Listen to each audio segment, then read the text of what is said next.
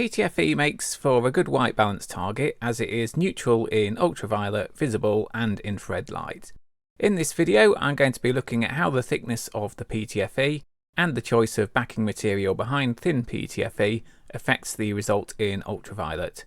Can we use a cheap thin piece of PTFE with some other material behind it to create a suitable white balance target? Or do we need to use a more expensive, thicker piece of PTFE?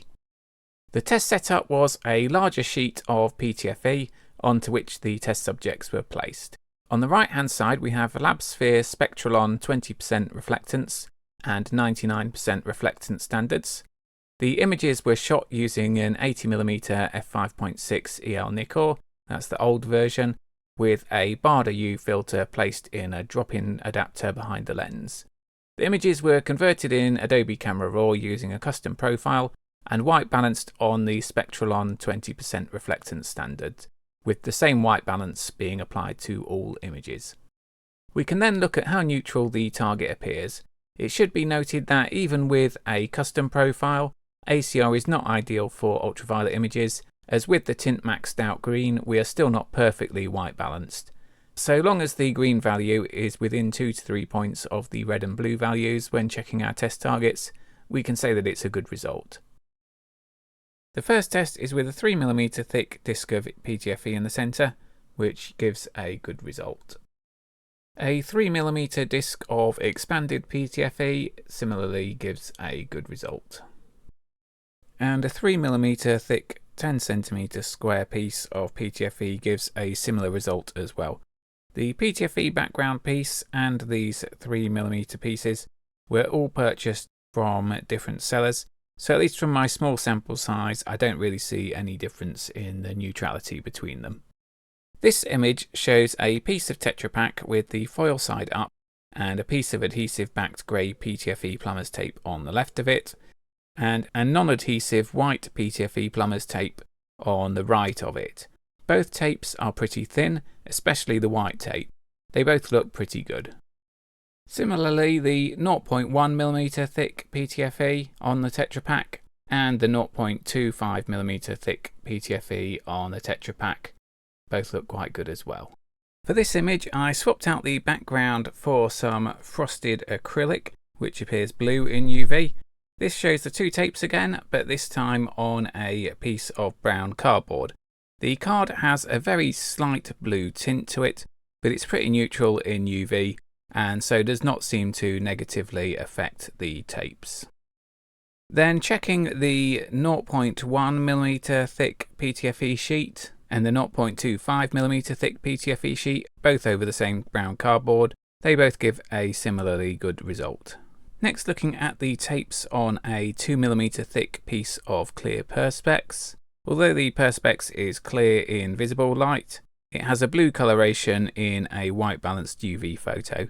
To the eye the tapes look neutral, but we can see when checking the RGB values that there is a slight blue coloration coming through the tape from the Perspex. Neither the 0.1mm thick PTFE or the 0.25mm thick PTFE sheets are thick enough to prevent the blue showing through from the Perspex below. So we can say that the Perspex with PTFE tape or thin sheet stuck to it or wrapped round it would not make a good white balance target for UV. 1mm thick transparent acrylic is much the same. The blue of the acrylic shows through the thin PTFE, here looking at the tapes, and the 0.1mm thick PTFE sheet and the 0.25mm thick PTFE sheet. So this would make it unsuitable for a white balance target. This is the PTFE tape on a piece of clear 0.5mm thick PVC, though I had not removed the protective film from the PVC. The thicker grey tape looks good, but the thin white tape has a slight blue tint.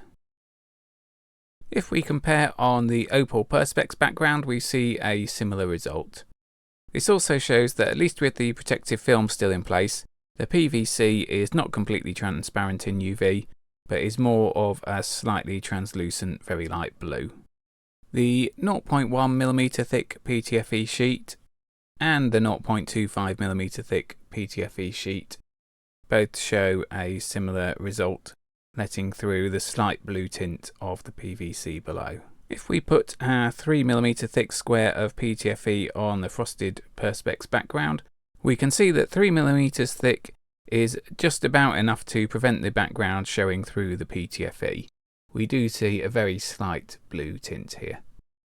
While using PTFE as a backing for PTFE tape might sound a bit silly, it could be valid in terms of the grey tape if you wanted a grey PTFE target.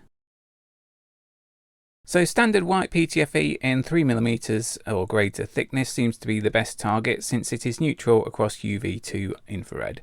Thin PTFE sheet over the foil side of Tetra Pak card would also make a good target, plus be thinner. However, most glue is not UV transparent, and so to stick the two together, you'd either need to use expensive UV transparent optical adhesive or just glue it around the edges. PTFE in 3mm thickness, while more expensive than thinner sheets, is still pretty cheap for a small piece.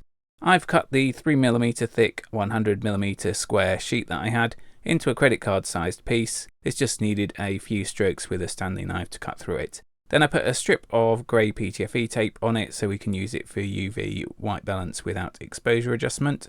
The 3mm thick piece will then fit in my wallet, okay. It's not ideal to keep the white balance target in a wallet like this, as it will get dirt and oils on it that could affect how neutral it is.